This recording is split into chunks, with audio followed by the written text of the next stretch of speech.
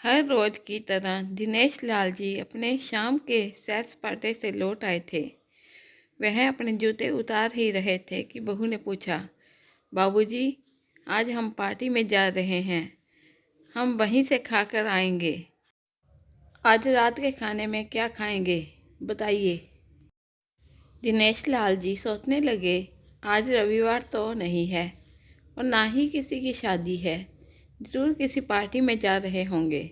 छोड़ो, मुझे क्या करना है इस उम्र में। अपने विचारों पर काबू करते हुए दिनेश लाल जी बोले, ऐसा करो बेटा, मेरे लिए 2 रोटियां बना दो। दूध के साथ रोटियां ही खाऊंगा। बहू तुरंत ही बोल उठी, बाबूजी, सुबह ही जो बनाई थी उनमें से 2 रोटियां अभी भी बची हुई हैं।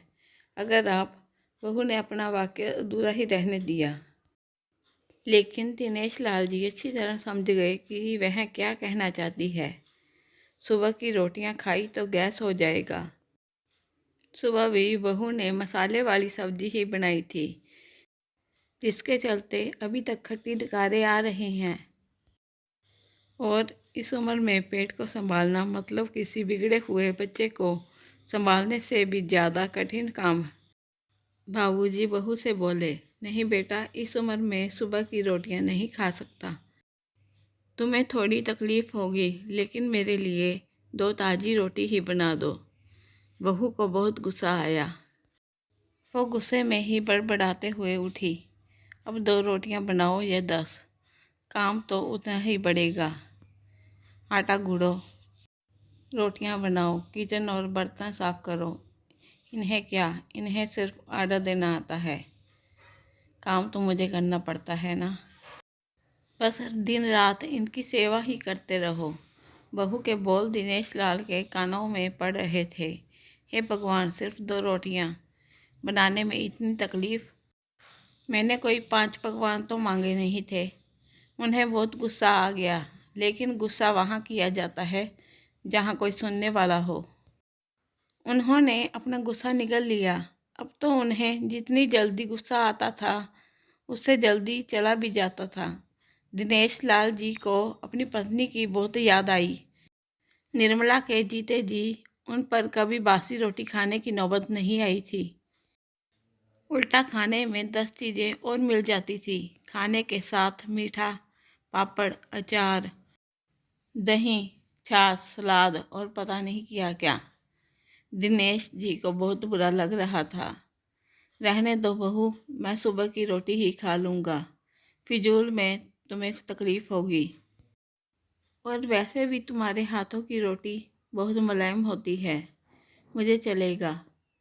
मेरी वजह से तुम लोगों को देर नहीं होनी चाहिए।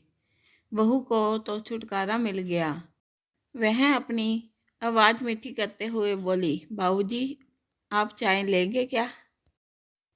दिनेश लाल जी अपने चाय पीने की इच्छा को दबाते हुए बोले, वैसे कोई खास इच्छा नहीं है चाय पीने की, मगर तुम अपने लिए बना रही हो तो मेरे लिए भी थोड़ी बना देना। हाँ बाबूजी, मैं अपने लिए बनाने वाली हूँ, आपके लिए भी बना देती हूँ, बोलकर बहू रसोई घर के अंदर चली गई। दिनेश लाल जी खुद से ही बातें करने लगे, अभी तो लाखों की जायदाद है मेरे पास। यह घर भी मेरे नाम पर है और खाते में भी लाखों रुपए पड़े हैं। कभी बेटा विषय निकालता है तो मैं बोल कर टाल देता हूँ कि मेरे बाद तेरा ही तो है सब कुछ। और फिर भी 1 कप चाय और 2 ताज़ी रोटियों के लिए तरसना पड़ता हो तो उन बुढ़ों का क्या होता होगा, जिनके पास संपत्ति के नाम पर सिवा पुरानी यादों के कुछ भी नहीं होता। निर्मला को याद करके दिनेश लाल की आंखों से आंसू चमकने लगे और धीरे से गालों पर सरके। निर्मला के होते हुए उन्होंने घर का कोई काम नहीं किया था। आर्थिक जिम्मेवारियों के अलावा उनकी और कोई जिम्मेवारी नहीं थी। उनके व्यापार में भी उन्हें अच्छा साथ दिया था। वह यह सच्चे दिल से मानते थे कि निर्मला उनकी किसी पूर्व जन्मों के पुण्य का फल है। लेकिन जिंदगी की भागदौड़ में वह निर्मला की मन की इच्छाएं पूरी कर ना सके। उन्हें वैष्णो देवी जाना था, लेकिन हर बार यह यात्रा अगले साल के लिए पोस्टपोन हो जाती थी। घर-बार और संसार की जिम्मेवारियां संभालते संभालते कब उनकी इच्छाएं उन्हीं के साथ चली गई, पता ही नहीं चला। दिनेश लाल जी ने देखा उनके पोता पोती दोनों ही स्कूल से आ गए थे। दोनों ने अपना बस्ता सोफे पर फेंका और दादाजी की तरफ तोड़कर उनके गले लगते हुए कहने लगे, चलिए ना दादाजी, खेलने चलते हैं। यही बिना स्वार्थ प्रेम के कुछ पल थे जिनमें दिनेश लाल जी भी बच्चों के साथ बच्चे बन जाते थे और सारे अपने दुख और यादें भूल जाते थे। वह कुछ बोल पाते उससे पहले ही बहू ने कहा, चलो छोड़ो दादाजी को, हमें पार्टी में जाना है। जल्दी से आकर तैयार हो जाओ, पापा भी आते ही होंगे। दोनों ही बच्चे दादाजी को छोड़ मम्मी की तरफ भागे। उनकी पोती 7 साल की थी। दिनेश लाल जी अपनी सोच में डूबे हुए बालकनी की तरफ गए। बालकनी में धीमी ठंडी पवन ने उनका स्वागत किया। बहू उनके लिए चाय बनाकर लेकर आई। बालकनी में रखी अपनी कुर्सी पर बैठकर दिनेश लाल जी घूट घूट करके चाय पी रहे थे। पी क्या रहे थे, निगल रहे थे, क्योंकि चाय के नाम पर सिर्फ कम शक्कर वाला गर्म पानी था, ना इलायची ना अदरक। दिनेश लाल जी मन ही मन सोचने लगे, बहू के जाने के बाद आज खुद अपने हाथों से चाय बनाऊंगा, इलायची अदरक और थोड़ी सी ज़्यादा शक्कर डालकर, और उसके साथ रोटियां खा लूँगा। रोटियों की याद आते ही उनका मुंह फिर से खट्टा हो गया। चाय खत्म होने पर खाली कप लेकर वह किचन में रखने गए तो वहां देखा कि बहू और बच्चों का कप धो के रखा हुआ है। उन्होंने भी अपना कप धोकर रख दिया और अपनी डायरी लेकर बालकनी में आ गए। बालकनी में बैठे बैठे उनकी नज़र सूखी हुई तुलसी के पौधे पर गई। उन्होंने एक लोटा पानी लाकर उसमें डाल दिया। कुछ मिनटों बाद ध्यान से देखने पर उन्हें पता चला कि सूखे हुए तुलसी के पौधे में नई कुपलें जैसे मुस्कुरा रही हो। तो उन्हें याद आया कि निर्मला हर सुबह तुलसी को पानी और शाम को दिया जगा देती थी। अब तो शाम को ना तुलसी को ना ही भगवान के मंदिर में दिया जलता है। पता नहीं कितने संस्कार, इतनी अच्छी आदतें निर्मला अपने साथ ले गई थी। दिनेश लाल आसमान की तरफ देखकर बोले, निर्मला, मुझे और इस घर को अभी तुम्हारी ज़रूरत थी। तुम क्यों हमें छोड़कर चली गई? तुमने मुझे धोखा दिया।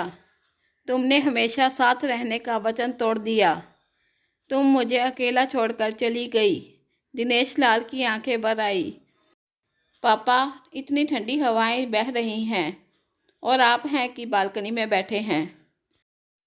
अंदर आ जाइए, नहीं तो बीमार हो जाएंगे। बेटे ने दिनेश लाल जी से कहा। बेटा, बहू और पोता पोती सब तैयार होकर पार्टी के लिए निकल रहे थे। किसी ने झूठे मुंह ही मन रखने के लिए भी उनसे नहीं पूछा कि साथ चलिए। पापा, आप खाना खाकर जल्दी सो जाइएगा, हमें आने में देर हो जाएगी। ज़्यादा देर तक जागना आपकी सेहत के लिए अच्छा नहीं है। हमारे पास घर की दूसरी चाबी है, हमारी चिंता मत कीजिए, बेटे ने ही जाते हुए कहा। ऐसे बोल रहे हैं जैसे मेरी सेहत की बहुत फिक्र है। कितने दिनों से बोल रहा हूँ, डॉक्टर के पास ले चलो, बीपी बढ़ा हुआ है, शुगर भी चेक करवाना है। थोड़ा सा भी चलता हूँ तो हांफने लगता हूँ। बेटा कहता है कि बुढ़ापे में यह सब तो होता ही रहता है। ज़्यादा भ्रम मत पालिए। वाह बेटा, बुढ़े बाप के पास बैठने के लिए थोड़ा सा भी टाइम नहीं है तेरे पास, और पार्टी के लिए टाइम ही टाइम है। ऐसे अनगिनत विचार उनके दिमाग में चल रहे थे, लेकिन फिर भी उन्होंने हाँ में सिर हिलाया। सभी पार्टी में चले गए। दिनेश लाल जी हाल में रखे कुर्सी पर आकर बैठ गए। खाना खाने की अभी कोई इच्छा नहीं थी, इसलिए टीवी चालू की। आज वैलेंटाइन डे था, प्यार का दिन। इसलिए टीवी पर भी उसी के बारे में दिखा रहे थे। दिनेश लाल जी की नज़र पास में रखे अपनी पत्नी की फ्रेम पर गई, जिसने लाल कलर की साड़ी पहन रखी थी। प्यार तो उन्होंने भी खूब किया था निर्मला जी से, पूरी जिंदगी किया था, जी जान से किया था, लेकिन कभी बोल नहीं पाए। टीवी पर दिखा रहे थे, लोगों ने लाल कपड़े पहन रखे थे, हाथों में लाल फूलों के गुच्छे लेकर वह ग्रीटिंग कार्ड खरीद रहे थे। पता नहीं दिनेश लाल जी के मन में क्या आया, उन्होंने अपने पैसों का बटवा लिया और निकल पड़े। निर्मला जी की याद में चलते चलते वो एक आइसक्रीम पार्लर के पास पहुँचे। उनको सांस चढ़ गया था, उनके सांसों की गति तेज हो गई थी। आइसक्रीम पार्लर के पास एक कुर्सी पर वह आकर बैठे। तभी वहाँ एक छोटी बच्ची आई जो गुब्बारे बेच रही थी। बच्ची बोली, दादाजी गुब्बारे लोगे क्या? इतने ही बचे हैं, बिक जाएंगे तो जल्दी कर चली जाऊंगी। दिनेश लाल जी ने देखा 10-12 रंग बिरंगे गुब्बारे थे। उन्हें याद आया कि निर्मला जी को भी गुब्बारे बहुत पसंद थे, लेकिन अब गुब्बारे लेकर क्या करूं? उन्हें बच्ची की आंखों में सच्चाई और आशा दिखी। उन्होंने 200 रुपये दिए और सारे गुब्बारे खरीद लिए। उन्हें फिर से निर्मला जी की याद आई, क्योंकि वह भी घर से निकलते समय हमेशा थोड़े एक्स्ट्रा पैसे लेकर निकलती थी और किसी न किसी ज़रूरतमंद की मदद किया करती थी। कभी वो टोकते तो वह कहती, हमें भगवान ने लेने वालों के नहीं, देने वालों की लाइन में खड़ा किया है, और थोड़े से पैसों के बदले हमें लाखों की दुआएं मिलती हैं, तो मुझे टोका मत कीजिए। आंखों में आंसुओं के साथ दिनेश लाल जी खड़े हुए और रास्ते के बीचों बीच आए। उन्होंने आसमान की तरफ देखा, अपने हाथों में पकड़े गुब्बारे आसमान में छोड़ दिए और चिल्लाकर बोले, निर्मला, मैं तुमसे प्यार करता हूँ। उनकी सांसों की गति बढ़ गई, उनका शरीर लड़खड़ाया और ज़मीन पर धड़ से गिर पड़े। आसपास के लोगों को कुछ भी पता चल पाए उससे पहले ही दिनेश लाल जी ने इस मोह माया की दुनिया को अलविदा कह दिया। उन्हें अपनी पत्नी से मिलने की बहुत जल्दी थी।